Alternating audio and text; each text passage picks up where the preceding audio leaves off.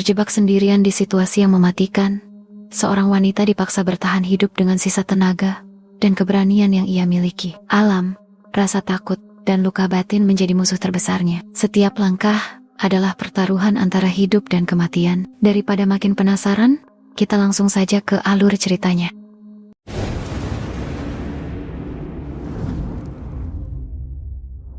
Di awal film, diperlihatkan seorang gadis bernama Jillian yang sedang berkonsultasi dengan seorang psikiater. Sejak kematian adiknya, Jill mengalami trauma berat dan harus mengonsumsi obat penenang. Jill kemudian berpindah ke sebuah perkemahan milik Fred. Di tempat itu, ia mendapat tawaran kerja sebagai pembina camping. Jill direkomendasikan oleh sahabatnya, Lacey, yang lebih dulu bekerja di sana. Fred memperkenalkan Jill kepada para staf. Baik, pada musim panas ini, kita punya satu konselor baru. Ini Gillian. Setelah sesi perkenalan, Fred menjelaskan bahwa Jill harus melewati sebuah ujian terlebih dahulu. Ujian itu bertujuan untuk mengetahui kemampuan dan pengalaman camping yang ia miliki. Mendengar hal tersebut, Jill terkejut dan merasa ragu. Pasalnya, Lacey tidak pernah memberitahunya soal persyaratan itu. Namun, berkat dukungan dari sahabatnya, Jill akhirnya menerima tantangan tersebut. Kamu bilang sudah bercamping seumur hidupmu. Seumur hidup, jawab Jill. Saat sedang duduk sendirian di dermaga, Jill didatangi oleh Marty, anak dari Fred. Marty menceritakan bahwa beberapa bulan lalu, seorang gadis bernama Brittany gagal menjalani ujian solo camping. Pada malam pertamanya, Brittany merasa sangat ketakutan. Ia akhirnya menyerah dan mengaku mendengar suara-suara aneh di pulau tersebut. Menurutnya, pulau itu sangat menyeramkan. Marty juga menyebutkan adanya legenda tentang hantu di pulau itu. Mendengar cerita tersebut, Jill pun menanyakan kebenaran rumor pulau berhantu kepada Lacey. Dengan terpaksa, Lacey menceritakan kisah yang sebenarnya. 30 tahun lalu, Fred dan beberapa temannya mendampingi anak-anak untuk berkemah di pulau itu. Namun keesokan paginya, seorang anak bernama Jenny tiba-tiba menghilang. Hingga saat ini, keberadaan Jenny maupun jasadnya tidak pernah ditemukan. Banyak yang percaya, arwah Jenny masih gentayangan di pulau tersebut. Bahkan, ada yang mengatakan bahwa Fred bersikap aneh sejak kejadian itu. Setelah mendengar cerita tersebut, Jill hanya tersenyum. Ia memang tidak percaya pada kisah hantu. Keesokan paginya, sebelum berangkat, Jill terlihat kembali mengonsumsi obat penenang. Fred kemudian mengantarnya ke pulau dan menunjukkan lokasi untuk mendirikan tenda. Sebelum pergi, Fred berkata bahwa Jill adalah peserta terakhir yang menjalani ujian ini. Ia juga mengatakan bahwa pulau tersebut akan segera dijual. Aku akan kembali untuk menjemputmu, ujar Fred. Son, I'll probably back to get you. Right here.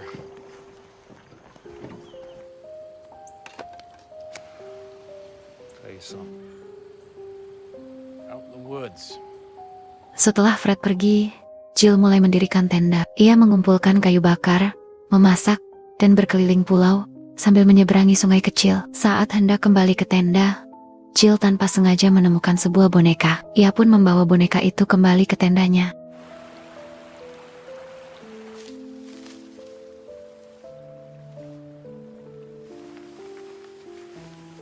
Setelah itu, Jill pun beranjak untuk mandi. Namun, saat kembali ke tenda, kakinya terluka akibat tertusuk ranting pohon. Dari kaihan, terlihat seorang pria parubaya bersama anjingnya duduk di depan tenda Jill. Pria tersebut bernama Ray. Ray mendatangi tenda Jill karena mendengar teriakan minta tolong. Namun Jill mengatakan bahwa itu bukan suaranya. Ia merasa tidak pernah berteriak meminta bantuan. Ada yang menjerit.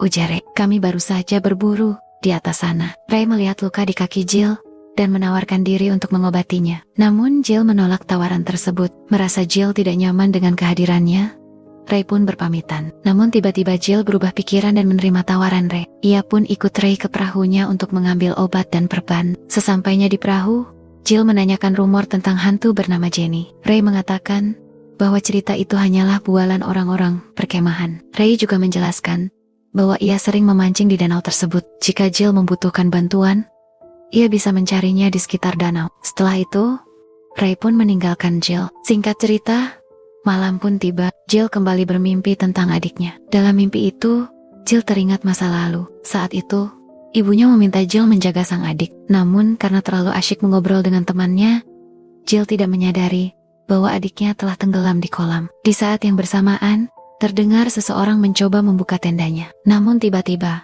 Jill terkejut mendapati tendanya sudah terbuka. Ia pun memberanikan diri keluar untuk memeriksa keadaan sekitar. Namun tidak ada siapapun di luar tenda. Jill kembali masuk ke dalam tenda. Ia meminum obat penenang dan kembali tertidur. Keesokan paginya, Jill kembali dikejutkan oleh pemandangan yang tidak menyenangkan. Semua barang dan persediaan makanan yang ia gantung di pohon berserakan di tanah. Jill yakin ia sedang dikerjai oleh senior di perkemahan. Tiba-tiba, dari balik pepohonan, Jill melihat sesosok aneh. Ia mulai ketakutan dan berniat kembali ke tendanya. Namun dari arah belakang, seseorang mendekatinya. Ternyata itu adalah Marty. Marty datang hanya untuk memastikan bahwa Jill dalam keadaan baik-baik saja. Namun Jill kesal dan menuduh Marty telah merusak persediaan makanannya. Dengan tegas, Marty mengatakan bahwa bukan dirinya pelakunya. Ia mengaku baru tiba sesaat sebelum Jill terbangun. Marty pun berniat kembali ke perkemahan. Sebelum pergi, Jill mengatakan bahwa ia menemukan sebuah boneka tak jauh dari tendanya. Namun saat Jill hendak menunjukkannya, boneka tersebut sudah tidak terlihat lagi. Jill yakin bahwa Martella yang telah mengambil boneka itu. Namun Marty dengan tegas menyangkalnya. Untuk membuktikan ucapannya, Marty memberikan tasnya kepada Jill agar diperiksa. Ia juga mengatakan kemungkinan Jill hanya berhalusinasi. Setelah itu, Marty berniat kembali ke base camp. Namun untuk meyakinkan dirinya masih waras, Jill memaksa Marty menemaninya ke tempat pertama kali ia menemukan boneka tersebut. Di perjalanan, Marty akhirnya menceritakan kisah Jenny yang sebenarnya. Saat itu, ayah Marty, Fred, bertugas sebagai pembimbing camping. Jenny memiliki kebiasaan berjalan sambil tidur. Ia sering meninggalkan tendanya dan berjalan menuju danau. Padahal pada malam kejadian, Fred sudah memastikan pintu tenda tertutup rapat agar Jenny tidak bisa keluar. Peristiwa itulah yang membuat Fred mengalami syok dan trauma berat. Marty mengatakan bahwa Lacey juga mengetahui kisah ini. Bahkan ia heran, mengapa ayahnya tidak menjual pulau tersebut sejak dulu. Sejujurnya, aku terkejut ayah tidak menjual pulau itu lebih cepat, ujar Marty. Ayahmu adalah konselor saat itu. Lanjutnya, tiba-tiba, mereka sampai di lokasi tempat Jill menemukan boneka yang diduga milik Jenny. Tanpa sengaja, Jill merasa melihat sesuatu dari kejauhan. Karena penasaran, mereka bergegas ke arah itu. Ternyata, yang mereka temukan adalah sebuah tenda milik orang lain. Marty mencoba memanggil pemilik tenda tersebut. Namun, tidak ada jawaban. Dengan memberanikan diri, Marty memeriksa bagian dalam tenda. Di sana, ia menemukan boneka yang sebelumnya ditemukan oleh Jill. Lihat ini, ujar Marty. Jill terkejut dan yakin bahwa pemilik tenda itulah yang masuk ke tendanya semalam. Menyadari bahaya, Marty memaksa Jill untuk segera meninggalkan tempat itu. Namun Jill, yang masih diliputi rasa penasaran, justru nekat masuk ke dalam tenda. Di dalam tenda, Jill kembali dikejutkan oleh penemuan foto-foto lama. Ia segera meminta Marty untuk melihat foto-foto tersibat. Wajah Marty terlihat kesal. Ia langsung merebut foto-foto itu dan berlari kembali menuju tenda Jill. Sesampainya di tenda, Marty menunjukkan foto-foto tersebut kepada Jill. Ternyata, foto-foto itu adalah gambar Jenny dan Tuman Temonia 30 tahun yang lalu. Namun, Marty diam-diam menyembunyikan satu foto dari Jill. Melihat boneka yang sama berada di tangan Jenny dalam foto, Jill semakin yakin bahwa kematian Jenny berkaitan dengan pemilik tenda misterius itu. Jill berniat melaporkan temuan tersebut kepada Fred. Namun anehnya, Marty justru mencegahnya. Melihat sikap Marty yang mencurigakan, Jill mulai curiga. Ia berpikir, jangan-jangan Marty adalah pemilik tenda tersebut. Akhirnya, Marty menunjukkan foto yang sebelumnya ia sembunyikan. Foto itu memperlihatkan ayahnya bersama Jenny dan anak-anak lain. Marty mengatakan bahwa kemungkinan besar tenda tersebut adalah milik ayahnya. Ia pun meminta Jill untuk merahasiakan penemuan ini dari Fred. Anggap saja ayahku suka menghabiskan waktu di sini.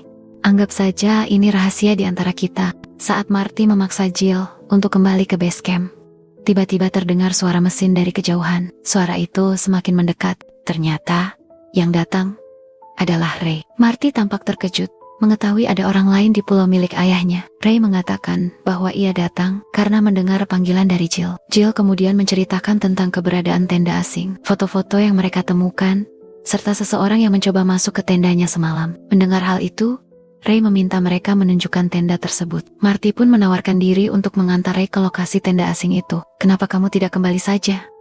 Dan aku akan mengeceknya, ujar Ray. Aku akan pergi bersamamu, balas Marty. Ray menoleh ke Jill. Tunggu, kamu baik-baik saja sendirian? Sambil menunggu mereka kembali, Jill mencoba mencari sinyal. Ia berjalan hingga ke danau untuk menghubungi sahabatnya, Lacey. Namun, hasilnya tetap nihil. Tak lama kemudian, Jill mendengar suara teriakan Ray memanggil namanya. Ia terkejut melihat Ray datang dengan kepala berdarah. Ray mengatakan bahwa seseorang telah memukulnya dari belakang. Ia menduga pelakunya adalah Marty. Jill tidak langsung percaya. Ia menanyakan keberadaan Marty, namun Ray mengaku tidak tahu di mana Marty berada. Ray terus menuduh Marty sebagai pelaku. Ia mendesak Jill agar segera meninggalkan pulau tersebut. Saat kembali ke area perkemahan, Jill tanpa sengaja melihat foto yang sebelumnya diberikan oleh Marty. Dari foto itu, Jill menyadari bahwa 30 tahun lalu terdapat dua pembimbing camping. Mereka adalah Fred, ayah Marty, dan juga Ray. Saat itu, Jill sadar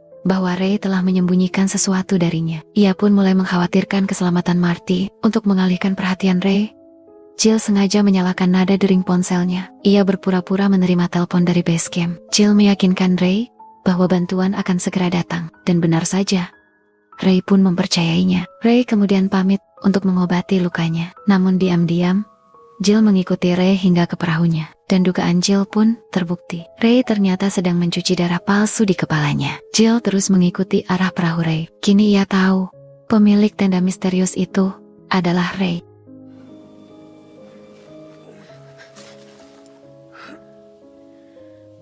Setelah Ray meninggalkan tendanya, Jill segera masuk dan memeriksa ke dalam. Di sana, ia menemukan Marty dalam kondisi mengenaskan. Tak lama kemudian, Ray kembali ke sekitar tenda untuk mencari sebuah jimat yang tertinggal.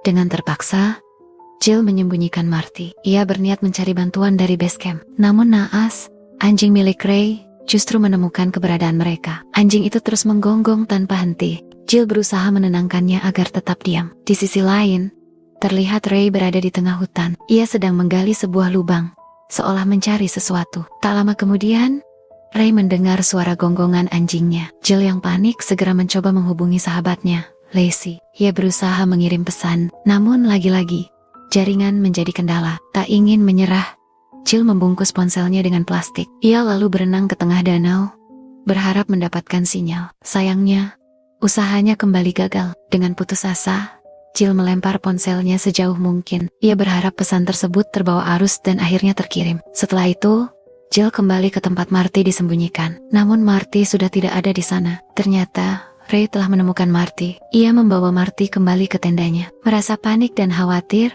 Jill mencoba menggunakan radio. Namun hasilnya tetap nihil. Mau tak mau, Jill harus mencari cara sendiri untuk menyelamatkan Marty. Ia pun menggunakan suar untuk memancing perhatian Ray. Dan benar saja, Ray berhasil menemukan Jill.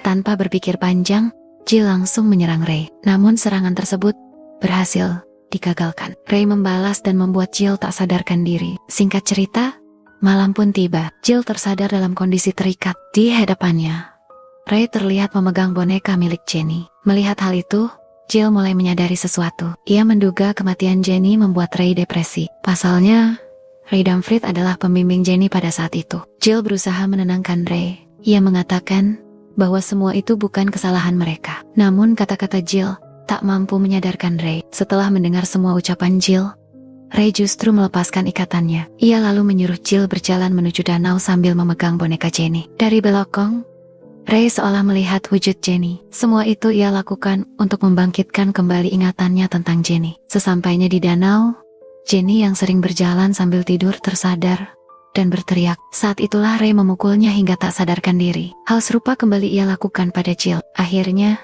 terungkap fakta sebenarnya. Ray adalah orang yang telah menghabisi Jenny. Namun Ray lupa di mana ia menguburkan jasad Jenny. Itulah alasan ia terus mencari jasad tersebut. Ray takut kejahatannya akan terbongkar. Terlebih lagi, sahabatnya Fred berniat menjual pulau itu. Jika tengkorak Jenny ditemukan, Ray yakin segalanya akan berakhir. Dan ia pun akan mendekam di balik jeruji besi.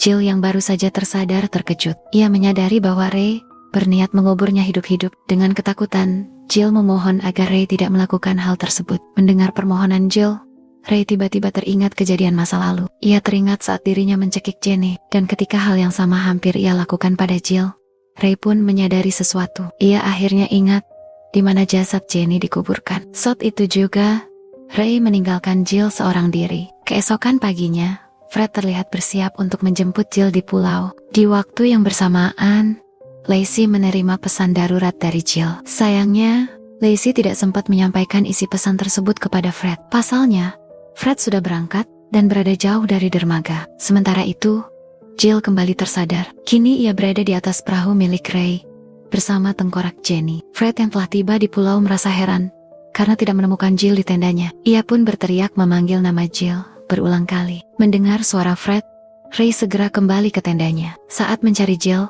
Fred terkejut menemukan sebuah tenda asing di pulau miliknya. Ia tak menyangka bahwa pemilik tenda tersebut adalah sahabat lamanya sendiri. Setelah 25 tahun, Fred dan Ray akhirnya bertemu kembali. Fred pun menanyakan alasan Ray berada di pulau itu. Ray menjawab bahwa ia hanya ingin berkemah untuk terakhir kalinya, terutama sebelum Fred menjual pulau tersebut. Di saat bersamaan, Fred mendengar suara Jill meminta tolong melalui radio. Saat Fred hendak mengambil radio itu, Ray tiba-tiba memukulnya dari belakang. Fred pun terjatuh dan pingsan. Merasa sesuatu telah terjadi pada Fred, Jill berusaha melepaskan diri dari ikatannya. Ia pun berhasil kabur dari tempat tersebut. Ray yang menyadari hal itu segera mengejar Jill. Jill berlari kembali menuju tenda. Saat Ray hendak menghabisinya, Jill berhasil menancapkan besi ke paha Ray. Memanfaatkan kesempatan itu, Jill melarikan diri menuju perahu milik Fred. Namun sayangnya, mesin perahu tersebut tidak mau menyala. Perahu itu sudah terlalu tua. Tak kehabisan akal, Jill berinisiatif menggunakan perahu milik Marty. Namun Ray berhasil menyusulnya. Ray kembali berusaha membunuh Jill. Dalam perlawanan terakhir, Jill menusuk luka Ray dengan jarinya. Ia kemudian menghantam Ray dengan sebuah batu. Merasa muak dengan semua kejahatan Ray, Jill mengambil sebuah jangkar. Tanpa ragu, ia menancapkannya ke mulut Ray. Ray pun tewas seketika. Di akhir cerita, Jill diperlihatkan kembali ke base camp. Ia bersama Marty dan juga anjing milik Ray. Film ini berakhir tanpa menjelaskan nasib Fred, ayah Marty, dan disitulah kisah mencekam ini pun berakhir. Film Solo 2013 berakhir dengan Jill yang berhasil bertahan hidup. Namun trauma dan rahasia kelam pulau itu akan selalu menghantuinya. Karena terkadang, ancaman terbesar bukan datang dari alam, melainkan dari manusia sendiri.